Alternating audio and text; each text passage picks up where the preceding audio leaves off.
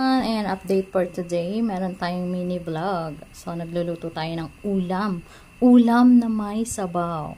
So, paborito ng aking anak at gusto niya laging may sabaw. Diyos ko, kagabi lang siya nag-ulam ng walang sabaw. Mama, magsabaw tayo. Oh my goodness. O, diba? Boss na boss ang datingan. So, itong ating niluluto at gusto niya maraming sabaw. So, meron tayo dyan. Wow! Kumukulo-kulo na ang ating tinolak. Yan ang ating tinulak.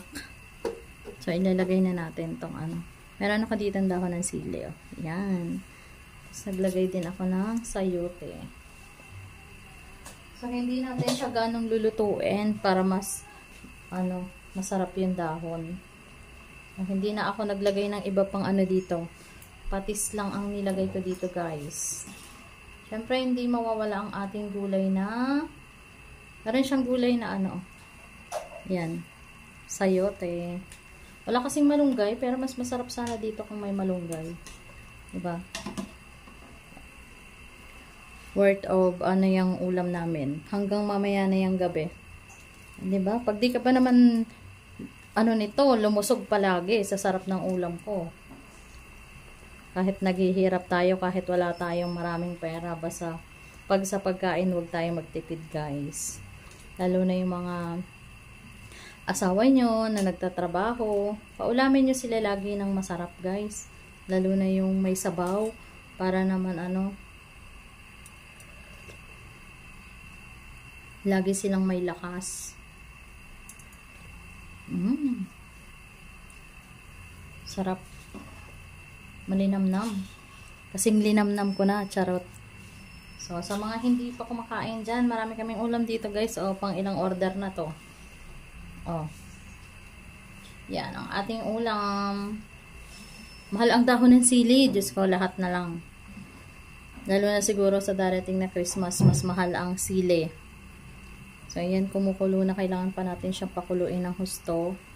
Para kasi ginisa ko naman yung ginisa ko naman yung chicken.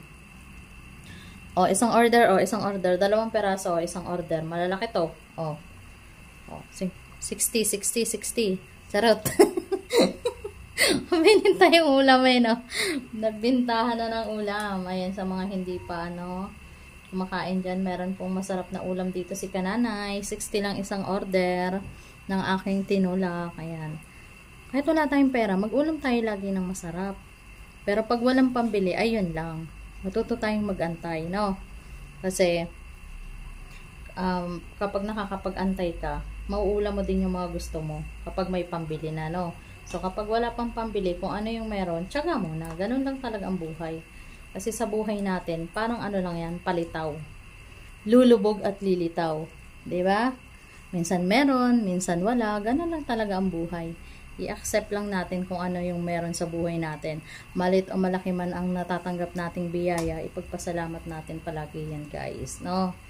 Ayan, at hanggang dito na lang muna ang aking update mini vlog for today. Thank you so much for watching, guys. Thank you, everyone. We love you all.